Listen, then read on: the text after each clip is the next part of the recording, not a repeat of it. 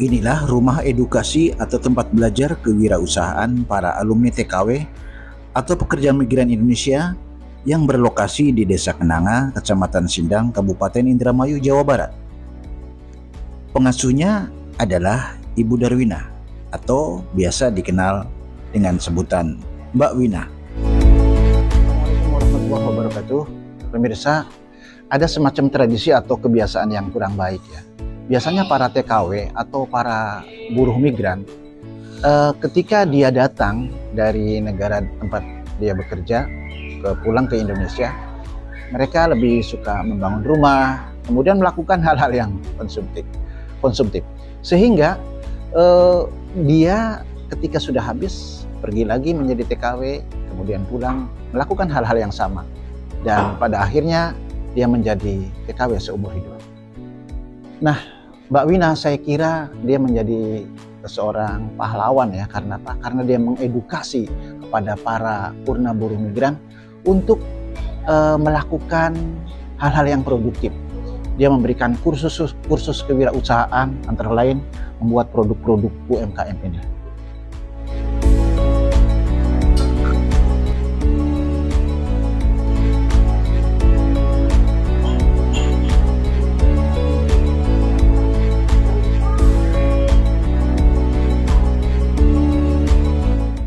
Ya, saya kira Mbak Wina adalah salah seorang pahlawan ya, bisa dibilang begitu, karena dia berhasil memberikan edukasi terhadap para purna buruh migran yang dia bisa memproduksi atau berusaha di daerahnya. Salah satu produknya adalah ini, misalnya bawang goreng dengan kemasan yang cukup bagus dan lain sebagainya. Kemudian manisan mangga, ada stik lele ya, ada apa ini, stroberi. Semuanya ini adalah produk-produk yang dihasilkan dari para mantan atau purna buruh migran. Ini apa nih, special edition snack anti mainstream. Oh, bonggol pisang. Wah, ini bonggol pisang itu ternyata bisa dibuat keripik ya ini ya. Ya, bonggol pisang loh ini. Kemudian ini apa namanya? Ya, pisang kepok.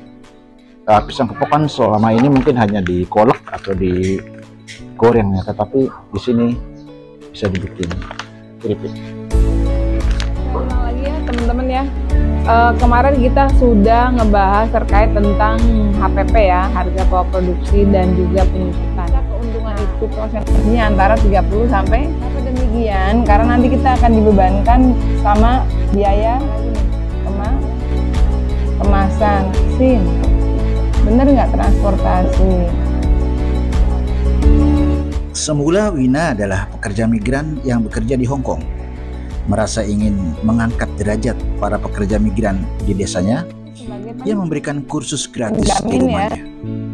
Para alumni pekerja migran mendapatkan pelajaran tentang menggali potensi, pemasaran, membuat kemasan, dan sebagainya. Kelas kewirausahaannya dibuka setiap hari Minggu mulai jam 10 sampai jam 12. Ternyata cukup banyak pesertanya. Sudah ribuan alumni yang belajar wirausaha di rumah edukasi ini.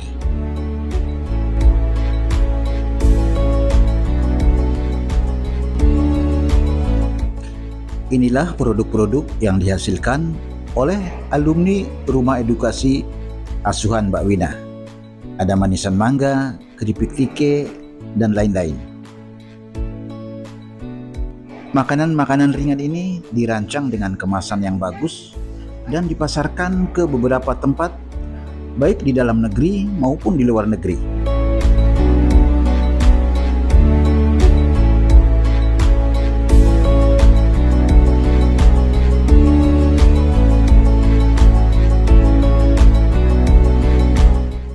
Motivasi Wina mendirikan rumah edukasi adalah untuk meminimalisir para wanita menjadi pekerja di luar negeri dan bisa sejahtera di daerahnya. Ya Mbak Wina, luar biasa Anda ini. Saya ingin bertanya, awal mulanya gimana ada rumah edukasi ini ceritanya?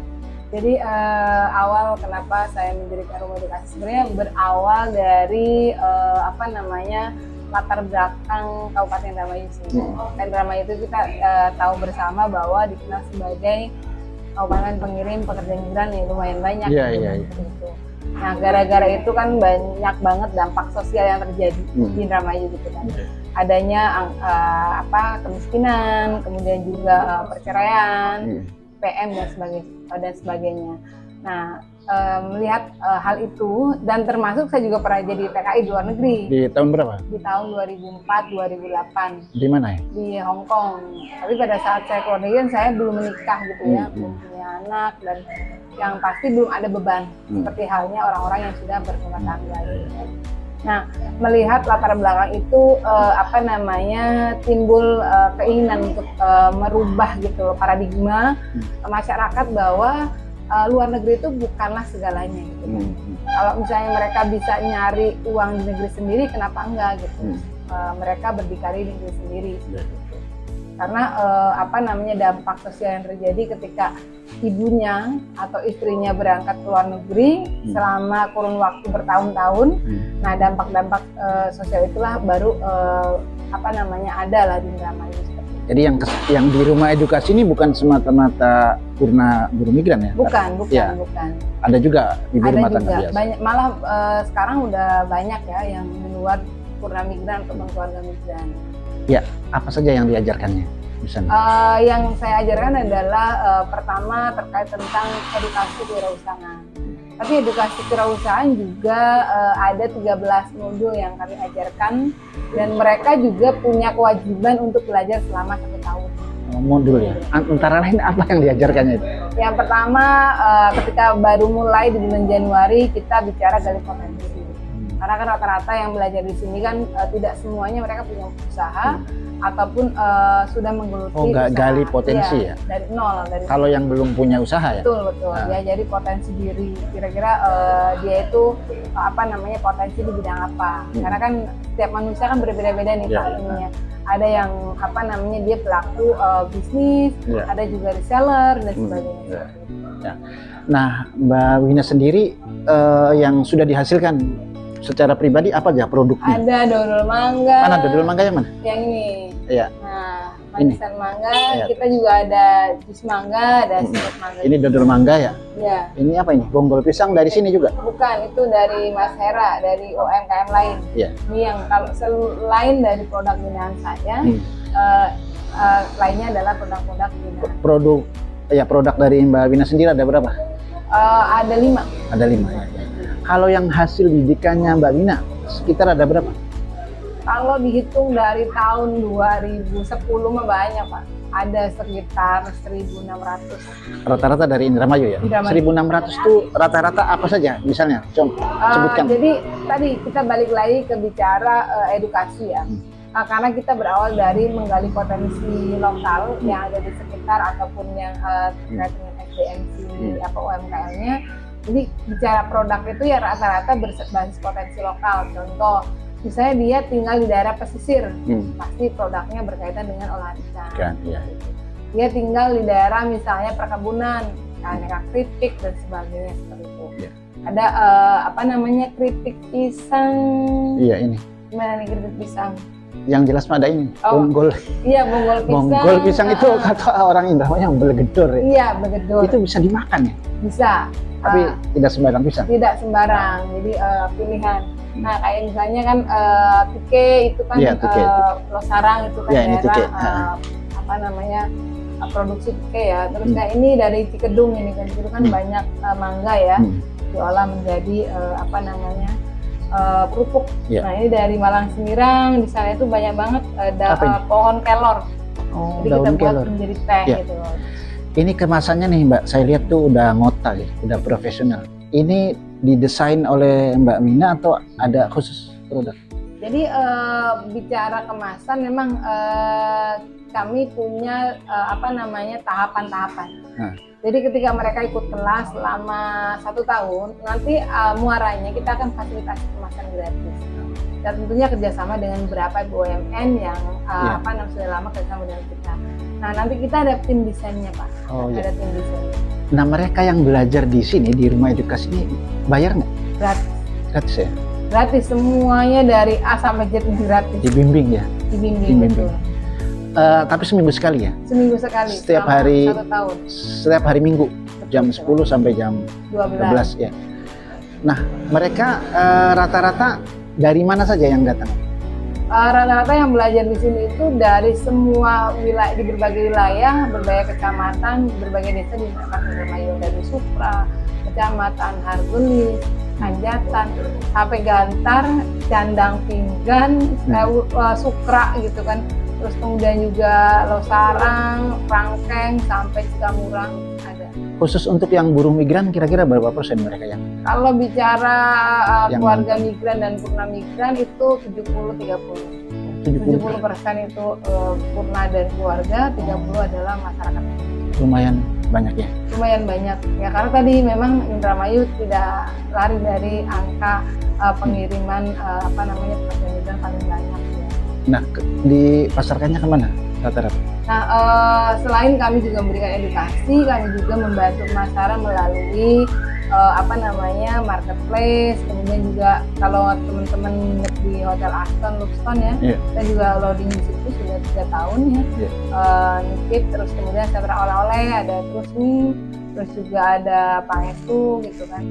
Ada di salah satu dari binaan kita juga banyak yang dipasarkan di mall UMKM di Cirebon gitu kan, dan sentra oleh yang ada di sekitar. Tapi di lain itu juga masing-masing UKM mereka punya pasar sendiri. Oke. Mungkin pertanyaan terakhir Mbak Wina, kenapa Anda peduli gitu dengan para buruh migran dan para ibu rumah tangga untuk melakukan usaha seperti ini? Apa motivasi? Jadi motivasi saya, kenapa saya puluhan tahun ya Pak Sabta memberikan pendampingan gratis untuk masyarakat Indramayu adalah pertama karena saya putra daerah. Saya orang Indramayu yang lahir di Indramayu dan besar di Indramayu, yang tentunya agak bahasanya agak sedih gitu ya ketika citra Indramayu itu selalunya dianggap tidak baik gitu ya. Mengirim pekerja migran paling banyak, terus perceraian paling banyak dan sebagainya. Nah, sebenarnya saya juga tidak menyalahkan adanya migrasi luar negeri, karena lagi-lagi mereka bergantung terkait tentang ekonomi yang ada di rumah masing-masing.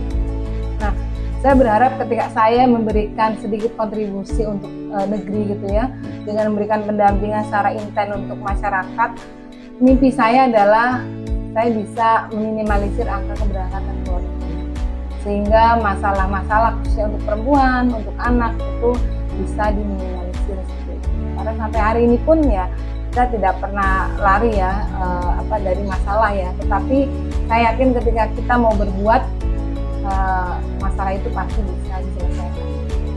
Oke, mantap Mbak, sukses. Rumah edukasinya tak hanya memberikan pelajaran gratis, tetapi juga memberikan kemasan gratis. Keberadaan rumah edukasi dirasakan manfaatnya oleh Pak Maman, penjual empek-empek asal Indramayu. Ya, Mas Maman. Mas Maman ini usahanya apa, Mas? Saya itu usahanya empek-empek, Pak. Empek-empek opayu. Ya. Arti dari opayu sendiri, makanan orang Palembang yang bikin orang Indramayu. Kreatif juga ya. Ya. Nah, ini Mas Maman ininya jualannya di mana? Di Kulcim, Pak. Ada shelter di Kulcim, saya jualan di situ. Buka dari jam 8 sampai jam 10 malam. Kuliner Cimanuk. Kuliner Cimanuk. Ya. Saya dengar Mas Maman tidak hanya di Kulcim tapi juga buka di mana? Oh iya, alhamdulillah Pak. Saya itu tidak merasa buka cabang, tapi kami ada di mana-mana. Orang pada ngambil dari saya. Kira-kira ada 10 ada? Ada lah 10. Iya, dari Indramayu sampai keluar kota juga ada. Di mana? Di Bandung ada. Di Bandung di Hotel Marina. Terus di kawasan ini Cilandak, Jakarta Selatan ada Cafe Joni.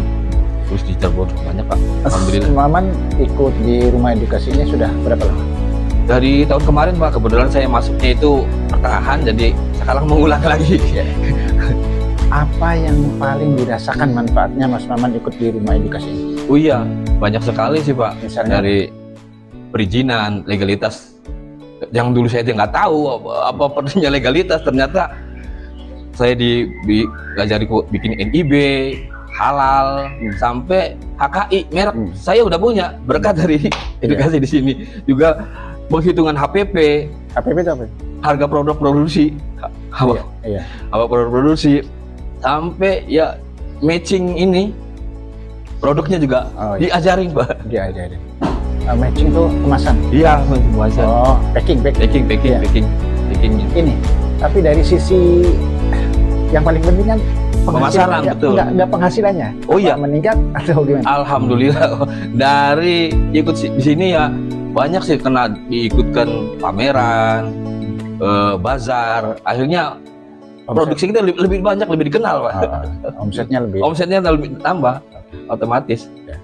Makasih Mas Maman. Sama-sama. Semoga tambah laris. Amin.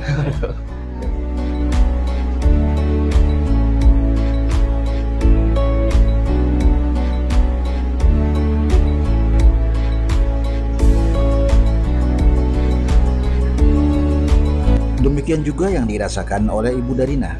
Wanita asal Losarang Indramayu ini mengalami lonjakan pemasaran yang meningkat setelah dia bergabung dengan rumah edukasi milik Mbak Wina. Ya, Ibu Darina ya. Iya. Ibu Darina usahanya apa ya? Saya dari dulu kita berjualan sih Pak. Ya. Salah satu keluarga itu pedagang semua. Pedagang ini, bukan? Iya, dari nenek saya. Pedagang apa ini? Keripik tike. Keripik tike ya. Iya. Dulu dagangnya gimana sebelum kesini? Sebelum kesini dulu itu waktu nenek saya itu mider. Jadi kita proses sendiri, mulai dari kita sendiri, kita goreng, kita satu keluarga aja gitu. Iya. Kemudian mider ke kampung-kampung dari rumah ke rumah gitu. Iya. Keripik apa? Keripik ya? Iya, masih kemasannya juga masih iya, plastik masih biasa, manual, gitu, ya. manual. Iya, iya. Nah, Ibu sendiri cari tiketnya itu dari mana? Kalau dulu awalnya dari lokal, dari daerah kami itu banyak di parit-parit di Rawa gitu, di daerah Rawa lah, tepi pantai gitu. Nah itu kan rumput liar yang umbinya itu ternyata bisa kita manfaatkan untuk membuat keripik. Ya. Nah kemudian Ibu tahu di sini ada rumah edukasi dari mana? Kita dari teman-teman UMKM ketika saya bergabung, bahwa di sini ada rumah edukasi yang nanti kita di sini bisa sama-sama belajar untuk mengembangkan usaha kita. Iya, usahanya. Nah, Ibu sendiri merasa bahwa apa manfaat yang paling dirasakan setelah ikut rumah edukasi ini? Alhamdulillah karena kita sering silaturahmi, jadi lebih banyak teman, lebih banyak klien, lebih banyak mitra. Kemudian juga wawasan juga bertambah, jadi kita tahu bagaimana cara mengembangkan usaha dengan benar. Dan yang paling penting ada bedanya nggak antara omset sebelumnya dengan omset sekarang apa? Gitu. Pemasaran alhamdulillah 2 tahun terakhir itu meningkat pesat. Kira-kira berapa persen kalau boleh tahu? 100%. 100% ya. Dan sekarang sudah kemasannya sudah oke ya? Kemasan sudah. Satu gini berapa ini? Itu 90 gram. Ya berapa harganya? Harganya kalau harga eceran itu 17 sampai 18.000. Oh iya. Dulu mungkin hanya berapa ya yang laku ya? Misalnya omsetnya dulu berapa? Itu sekitar paling 1 bulan itu kita cuma habis 5 kilo sampai paling banyak 10 kilo itu kalau lagi rame kayak lebaran. Nah sekarang? Sekarang lebaran kemarin aja sudah habis 60 kilo 1 bulan. Jadi naik berapa kali lipat itu?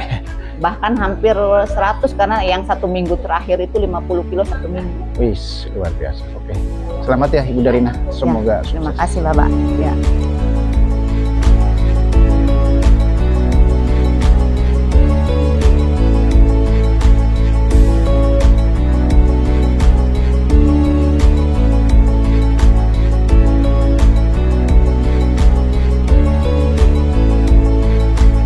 Atas inspirasi Mbak Wina, Yayasan Baitul Mal Brilian membangunkan gedung Balai Rakyat Indonesia.